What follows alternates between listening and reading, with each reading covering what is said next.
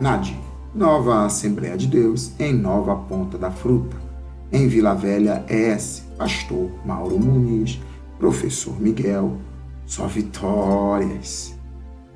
A paz do Senhor, meus queridos irmãos, estamos aqui para dar prosseguimento a mais um estudo bíblico da Palavra de Deus, a qual nesse trimestre estamos estudando a fragilidade humana e a soberania divina, o sofrimento e a restauração de Jó, livro da Escola Bíblica Dominical, falando sobre, revista da Escola Dominical, falando sobre o livro de Jó, lição esta que foi comentada pelo nosso querido e amado pastor José Gonçalves. E nesta manhã estaremos estudando a lição número 5, que tem como título O Lamento de Jó. Texto áureo. Porque antes do meu pão vêm os meus suspiros, e os meus gemidos se derramam como água. Jó, capítulo 3, versículo 24.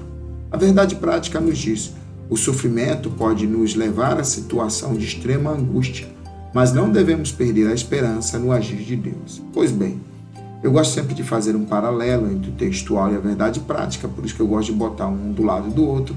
E aqui no texto áureo, eu observo no livro de Jó, o próprio Jó falando, e agora já através de poesia, já não mais de prosa, mas através de poesias, que começou do capítulo 3 em diante, ele nos falando aqui, já se lamentando, né? Tanto é que o título da lição é Lamento de Jó. Ele nos falando, meus gemidos se derramam como água. É um lamento que ele tem. Então, a verdade prática ele diz, mas não devemos perder a esperança no agir de Deus. Mesmo que estejamos sofrendo como estava Jó, mesmo que estejamos sentindo gemidos que se derramam como água, como Jó lamentou e falou, nós jamais devemos perder a esperança no agir de Deus. Afinal de contas, Deus está no controle de tudo e nós temos que crer nisso.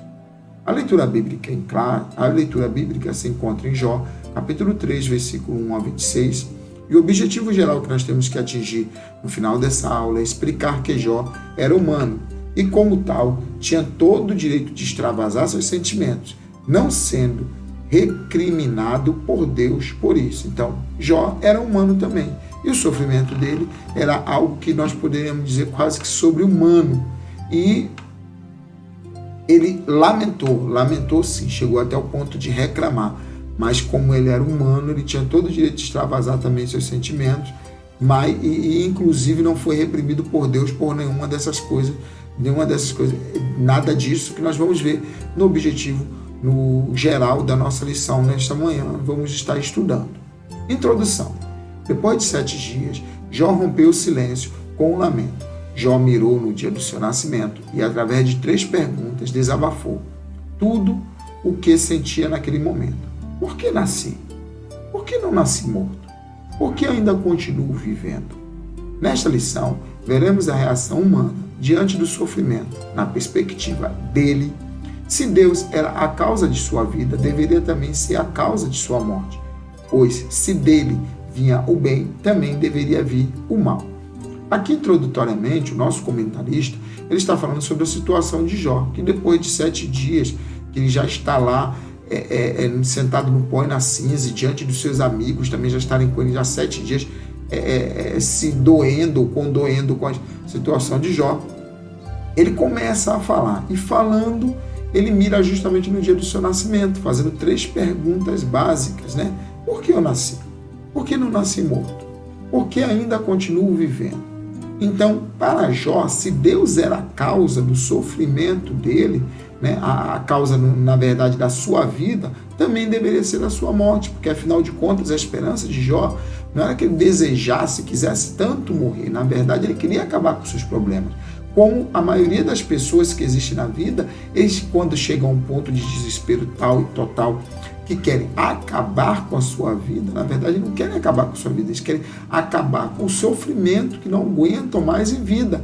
Por isso eles acham indiretamente ou no seu íntimo que acabando com a forma maior ou única que tem de acabar com a sua vida, com o seu sofrimento, e acabar com a sua vida. Porém, nós temos uma mensagem de esperança. Jesus é a solução dos nossos problemas. Aleluia, glória a Deus. Então, nós temos que crê que Jesus é a solução do nosso problema, é a solução da situação na nossa vida, que nos dará vitórias sempre em Cristo Jesus. O lamento de Jó. Tópico 1. O primeiro lamento de Jó. Por que nasci? Foi a primeira pergunta que ele fez. Ponto 1. Por que nasci? A dor de Jó era profunda e somente a poesia podia expressar toda a carga emocional vivida por ele. Nesse poema, os 10 primeiros versículos do capítulo 3 são a respeito do primeiro questionamento de Jó. Por que nasci? Esse questionamento sai do íntimo de Jó, assim como ocorre com a alma do salmista. Salmo 130, versículo 1. Da mesma forma, o profeta Jeremias expôs os sentimentos diante de seus conflitos. O patriarca não está sozinho em lamentar diante da dor. Pois bem, o comentarista que está nos falando sobre a primeira pergunta de Jó, por que nasci, ele nos fala que agora ele começa a usar em forma de poesia, a expressar toda a sua carga emocional. E os 10 primeiros versículos do capítulo 3 é justamente a respeito desta pergunta, do primeiro questionamento dele. Por que nasci? Era o questionamento dele. Só que o patriarca, como muitas pessoas hoje em dia na vida, infelizmente, tem essa lamentação, ele não estava sozinho. Inclusive, homens da Bíblia nós vemos também lamentando bastante sobre isso. Jeremias, Elias e tantos outros mais que passaram situação tal de lamentar. Ponto 2. Que em lugar de memória viesse o esquecimento. Neste momento de dor, Jó não amaldiçoou a Deus, como Satanás previa. Em vez disso, amaldiçoou o dia do seu nascimento. No lugar de ser ocasião de grande celebração pelo dia do nascimento de criança, Jó amaldiçoou esse dia por ocasião do grande sofrimento e decepção. Para o homem de Uz, esse dia teria de ser apagado da memória. Não é assim que muitas vezes nos sentimos? Um dia em que tudo foi mal e temos desejo de nunca mais lembrá-lo?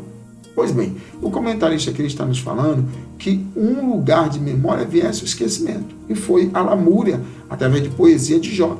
Jó amaldiçoou, não amaldiçoou a Deus como era a propósito de Satanás, mas ele amaldiçoou o dia do seu nascimento, que muitos de nós temos a tendência de comemorar, celebrar, festejar. Ele queria que houvesse esquecimento, que não houvesse memória nenhuma daquele dia, porque era um dia de tristeza, de afago para ele, de acordo da lamentação, por causa de todo o sofrimento que ele tinha. Então, na lógica dele, se ele não tivesse nascido, ele não estaria passando toda este sofrimento. E é uma verdade, né? Se não nasce, não tem como ter sofrimento, porém não tem como ter alegria também, né? Não tem alegria nenhuma, né? E ele pede, inclusive, que esse dia seja apagado da sua memória. Muitas vezes, até nós mesmos nos sentimos assim. Ponto 3. Que em vez de ordem, viesse caos. O desejo de Jó para que o dia de seu nascimento não tivesse entrado no calendário. O patriarca desejou que as trevas dominassem. Jó mencionou a imagem do Leviatã. Este animal marinho simboliza o caos. Isso para ilustrar um momento tenebroso que estava vivendo. Se Deus não tivesse feito aquele dia, ele não teria sido concebido e, portanto, não passaria por tudo isso. O Senhor nos trata com amor nas tribulações, pois aos pés da cruz é o melhor lugar para chorar. Pois bem, o comentarista está nos falando aqui no ponto 3, que em vez de ordem viesse caos. Então Jó aqui estava falando, estava até desejando, amaldiçoando o dia do seu nascimento, que ao invés de alegria viesse trevas. Ele usa até o símbolo aqui de um animal marinho terrível, símbolo de caos, do Leviatã, que até tem algumas explicações na Bíblia, que animal é esse, que hoje em dia nós não conhecemos dessa forma, mas na Bíblia também tem explicação, não vamos entrar em detalhes, porém esse animal simboliza o caos. Então Jó usa até a simbologia deste animal para mostrar o quanto que ele queria, quanto que ele achava que seria triste o seu dia do nascimento deveria ser, por causa de todo o sofrimento que estava passando. Porém, quantos de nós não passamos por situações desse tipo? Não passamos a ver situações desse tipo. O Senhor continua nos tratando e nos vendo com amor diante das tribulações. Tópico 2.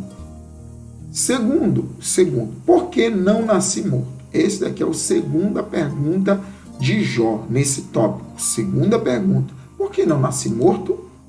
Ponto 1. Descansando em paz. O discurso de Jó, a partir do versículo 11, muda de amaldiçoar para reclamar. A partir desse versículo, Jó passa a reclamar por não ter nascido morto. Para ele, nascer morto teria sido melhor do que existir naquelas condições. Era a melhor maneira de não passar por toda aquela tribulação. Ele queria descanso de todo o seu sofrimento. O que Jó pedia era uma possibilidade real, pois muitos fetos nascem mortos. Para ele, a morte era uma forma de descansar em paz. O comentarista que está nos falando sobre esse ponto aqui, descansando em paz, ele nos fala que a partir do versículo 11 muda, Jó muda de lamentar, né? de lamentar para reclamar. E no seu lamento, na sua reclamação, ele começa a falar: por que não nasci morto? Por que aquele dia não foi um dia de tribulação? Era melhor que fosse um dia de tribulação. Jó pedia a possibilidade real de não ter nascido. Ele queria, na verdade, ainda que ter sido gerado, que ele nascesse morto, né? Um natimorto, como nós vamos ver adiante. Livre de tribulação, ponto 2. Ele está convencido de que se não tivesse se tornado um ser, nada disso estaria acontecido. Ele desejava ter sido como um natimorto, um feto que nunca viu a luz. A palavra possui sentido de um aborto espontâneo. Aqui, em nenhum momento, Jó faz uma apologia ao aborto, mas descanso do sofrimento. No lugar de ter sido abortado, ele nasceu e foi lançado no mundo da tribulação. O raciocínio é: para os que morreram, cessaram as angústias e tribulações da vida. Pois bem, o comentarista que está nos falando sobre esse ponto 2, livre das tribulações, ele acredita que se ele tivesse sido como um aborto espontâneo, aborto natural, não aquela questão nunca de aborto provocado, não, mas um natimorto, alguns fetos que não têm condições de nascer, não, e quando nascem já estão mortos, é um natimorto, ele teria um descanso de todo aquele sofrimento que ele está passando. Lançado no mundo de ele não seria, né, nascer para ser lançado no mundo de tribulação. Morreria também de cessar as angústias e as tribulações se tudo ele tivesse sido um natimorto. Ponto 3. Uma realidade para o cristão. O Novo Testamento nos ensina que enquanto estivermos neste mundo, estaremos sujeitos à dor, ao luto, ao sofrimento. Mas, ao mesmo tempo, temos uma promessa consoladora de Jesus. Tenho-vos dito isto, para que em mim tenhais paz. No mundo tereis aflições, mas tende bom ânimo. Eu venci o mundo. Aqui vem um consolo, uma alegria, uma realidade para a vida do cristão. Muita gente sofre sem esperança nenhuma. Mas Jesus Cristo, embora que ele não diz que não teríamos aflições, ele diz que teríamos aflições, mas ele diz que ele venceu o mundo. Temos a promessa consoladora dele, que ele venceu o mundo. E por consequentemente, se nós estamos nele, nós venceremos, nós temos vencido junto com ele também. Na Bíblia não está escrito que nós venceremos também, mas a partir do momento que nós estamos em Cristo Jesus firmados, ainda que tenhamos aflições, que ele diz que tenhamos aflições, mas ele nos recomenda: tenhamos bom ânimo, porque ele venceu o mundo. Se nós estamos nele, aí nós acrescentamos, não a Bíblia, nós acrescentamos, nós venceremos também. Tópico 3. Aqui nós vemos a terceira pergunta de Jó. Terceiro, por que continuo vivo? Ponto 1. Vale a pena viver? Nessa terceira sessão do capítulo 3, Jó faz uma quarta pergunta: por que se dá luz ao miserável e vida aos amargurados de ânimo? As outras perguntas estão em 3.1, 3.12 e 3.16.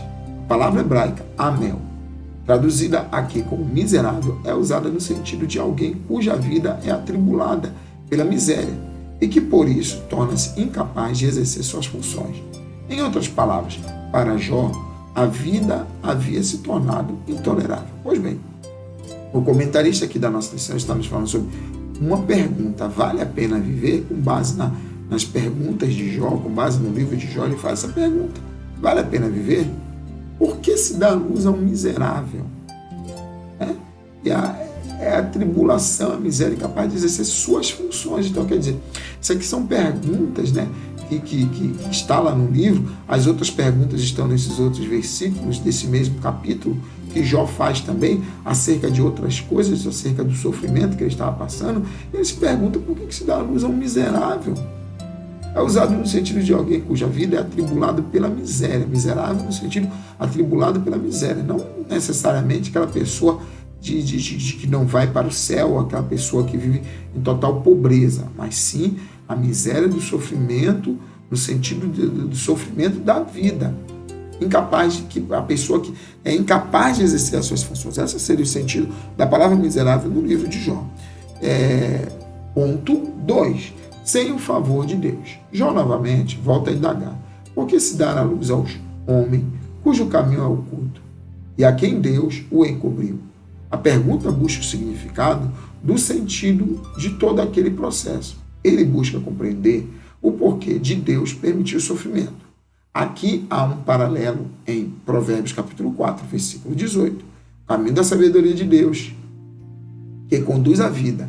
Esse fato havia se tornado um paradoxo, pois ele não sabia por que Deus escolheu para ele o caminho do sofrimento. Pois bem, quando o comentarista aqui está nos falando sem o favor de Deus, ele está nos falando aqui, que Jó busca compreender o porquê de Deus permitir o seu sofrimento. Então aqui há um paradoxo. O que é paradoxo? Olha, é dizer que uma coisa é boa e dizer ao mesmo tempo que a mesma coisa é má. Então paradoxo, quase que contrário um ao outro da mesma coisa. Para ele é complicado ele entender. Ele busca compreender o porquê que Deus permitiu o seu sofrimento. E esse paradoxo que há justamente paradoxo com Provérbios, capítulo 4, versículo 18. Caminho da sabedoria de Deus que conduz à vida. Então, como é que Jó estava em total sofrimento? Era um paradoxo que também nós vemos aqui no livro de Jó. Ponto 3. Um caminho de sabedoria e maturidade. Muitas vezes sentimos-nos iguais a Jó, desorientados, passando por uma vida dolorosa de sofrimento. E, como ele, não imaginamos nem compreendemos que Deus está agindo. É preciso, porém, olhar para o alto, onde Cristo vive. Nele podemos manter o equilíbrio e a confiança durante a tormenta e assim trilhar um caminho de sabedoria e maturidade no sofrimento. Pois bem, aqui quando o comentarista está nos falando sobre um caminho de sabedoria e maturidade, ele fala que muitas vezes, e é verdade, muitos de nós nos sentimos iguais a ele. Não imaginamos que Deus está agindo. Porém, mesmo no silêncio de Deus, nós, povo de Deus, temos que acreditar que Deus está no controle de tudo, de todas as coisas. Nós devemos entregar, estar confiante na providência de Deus, porque Ele está no controle. Olhar para o alto, olhando para Jesus, como diz a palavra, autor e consumador da nossa fé. É Ele, Deus, em Cristo Jesus, que nos dá a vitória. Aí sim nós conseguimos trilhar o nosso caminho de sabedoria e maturidade. Aleluia. Conclusão. Nesta lição, vimos o dilema de Jó. Desconhecendo a razão das adversidades que se abateram sobre ele, o patriarca não negou a Deus, nem o amaldiçoou. Todavia, ele expôs toda a sua humildade, de forma que o leitor, que apenas o contempla, sem contudo participar de seu drama, tem dificuldade de entender seu lamento, principalmente quando ele se dirige a Deus. É o lamento de um corpo ferido, de uma alma que, mesmo amando a Deus, se derrama em angústia. Concluindo aqui a nossa lição, o comentarista nos coloca aqui, então, que Jó, desconhecendo todas as diversidades, os propósitos de Deus, como que Deus tem de agir na nossa vida, estava agindo na vida dele, razão das adversidades. Mesmo assim, ele não amaldiçoou a Deus e não negou a Deus, como era a propósito do inimigo das nossas vidas. Mas não, ele não amaldiçoou a Deus Todo-Poderoso. Então, nós também temos que crer, contemplar nessa alegria, nessa virtude que nós temos em Cristo, contemplar sem participar. Ele contemplava sem participar do seu drama, ou seja, dificuldade de entender. Jó tinha essa dificuldade de entender o seu drama em si. Mesmo amando a Deus, se derramando em angústia, nós temos que confiar. Este era o lamento de um corpo ferido, de uma alma que, mesmo amando a Deus, se derrama em angústia. O que dá para entender? Mesmo em total angústia, total sofrimento, talvez seja o exemplo de um dos maiores exemplos de sofrimento que nós temos na vida, na Bíblia, ele mesmo em angústia não deixa de amar a Deus. Assim deve ser eu e assim deve ser você. Todos nós na vida. Pode vir a angústia que for, nós temos que continuar acreditando, crendo em Deus, que Deus nos dá vitória. Por isso que eu digo que é só vitórias. Então, nesta manhã, meus amados e queridos irmãos, chegamos a mais uma final de mais uma lição brilhante, ao qual já estamos na lição, tendo concluído a lição número 5, o Lamento de Jó. Na semana que vem estaremos estudando sobre a teologia de Elifaz. Só os pecadores sofrem? É uma pergunta do primeiro amigo de Jó que estaremos estudando na semana que vem. E daqui até lá, como eu costumo sempre dizer, é só vitórias!